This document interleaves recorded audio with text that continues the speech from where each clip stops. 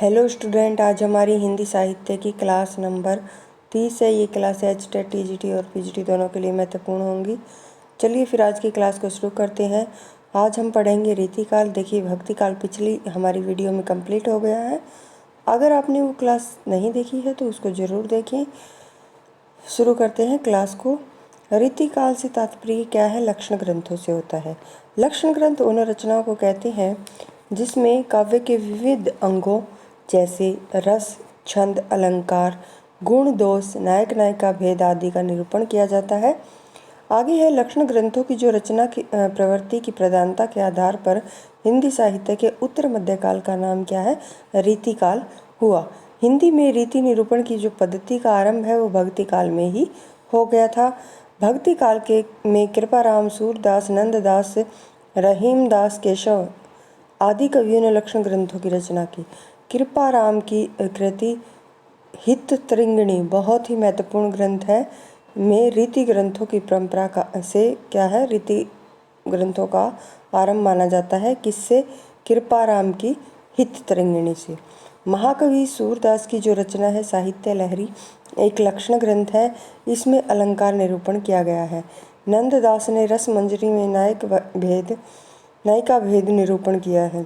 रहीमदास की बरवे नायिका भेद नगर शोभा क्या है? लक्षण ग्रंथ है। भक्ति काल के रीति ग्रंथकारों में आचार्य केशव क्या है? प्रसिद्ध है। अब केशव दास के बारे में डिटेल से देखेंगे। इनका जन्म 1555 ईस्वी में हुआ था। कहाँ? ओरछा, मध्य प्रदेश में। इन्हें भक्ति काल और रीति काल का संधि कवि कहा जाता है। किसको? केशव दास को। समय की दृष्टि से भक्ति काल में आते हैं और रचना की दृष्टि से रीति काल में आते हैं। इन्हें वेदांतवादी मिश्र और कठिन काव्य का प्रेत, मोस्ट इम्पोर्टेंट, कठिन काव्य का प्रेत किसे कहा जाता है? केशव दास को कहा जाता है। बहुत बार पूछा जा चुका है। नगेंद्र और बाबू श्याम सुंदर दास इन्हें रीतिकाल का प्रवर्तक मानते हैं। कौन? नगेंद्र और श्याम सुंदर दास इसको क्या मानते हैं?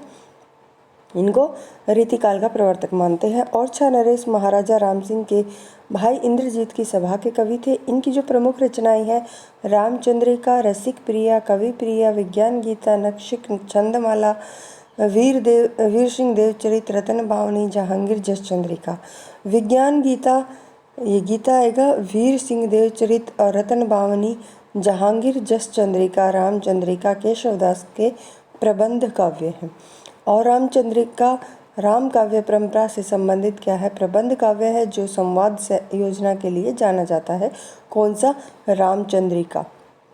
आगे है रसिक प्रिया, कवि प्रिया, छंदमाला लक्षण ग्रंथ है। रसिक प्रिया में केशव ने रस निरूपण किया है। कवि प्रिया की रचना केशव ने महाराजा इंद्रजीत की राजनर्तकी प्रवीण राय को काव्यांगों की शिक्षा देने के लिए की थी। छंदमाला में छंद निरूपण है। नक्षिक में नायिका का नक्षिक सौंदर्य वर्णित है।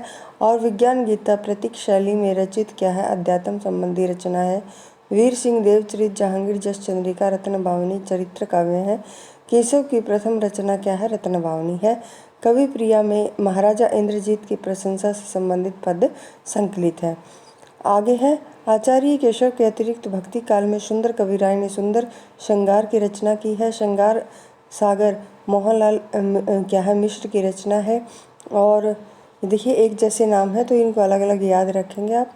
आगे है मुबारक कवि ने अलग शतक और तिल शतक की रचना की है। सेनापति को नगेंद्र ने रीति काल की रीति सिद्ध काव्यधारा के अंतर्गत रखा, जबकि रामचंद्र शुक्ल ने सेनापति को भक्ति काल का फुटकल कवि माना है। सेनापति का जो वास्तविक नाम है नागेश दीक्षित है। सेनापति ऋतु वर्णन के लिए जाने जाते हैं।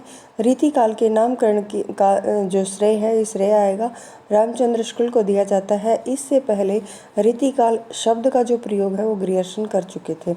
रीति क्या है? अनेकार्थी शब्द है। इसका अर्थ है पथ, मार्ग, प्रणाली, विधि, शैली, तरीका आदि है।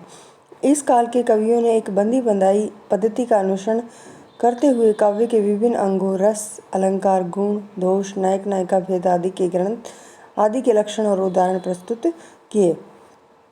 इस प्रवृत्ति को आधार बनाकर शुक्ल ने इसे रीतिकाल नाम दिया। रीतिकाल का नामकरण अनेक विद्वानों ने इसे अलग अलग नाम दिया है जो इस प्रकार है।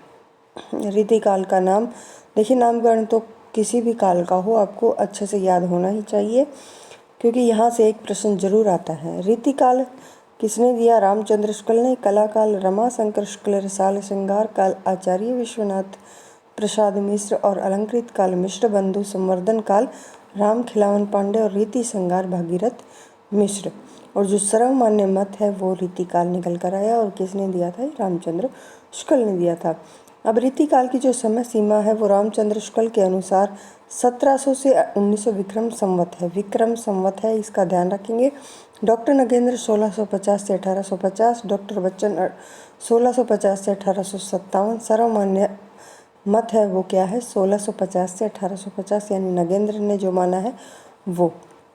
अब रीतिकाल की जो प्रमुख धाराएं हैं ये शुरू हो गई हैं, इनको हम अगले जो वीडियो है उसमें करेंगे। अगर आपको ये क्लास पसंद आए तो चैनल को शेयर और सब्सक्राइब जरूर करें। धन्यवाद।